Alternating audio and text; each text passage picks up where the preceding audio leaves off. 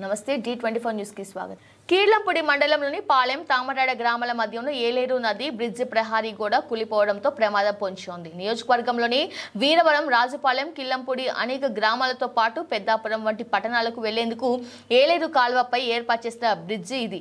అయితే అటువంటి బ్రిడ్జికి పాలెం గ్రామం వైపు గోడ గత 2 రోజులుగా కురుస్తున్న వర్షాలకు కూలిపోయింది. వాహనాలు వచ్చే క్రమంలో ప్రమాదవశాత్తు కాలంలో పడే పరిస్థితులు ఎంతైనా ఉన్నాయి. వెంటనే అధికారులు స్పందించి ప్రహారీ గోడను నిర్మించే విధంగా చర్యలు తీసుకోవాలని పలువురు వాహనదారులు కోరుతున్నారు.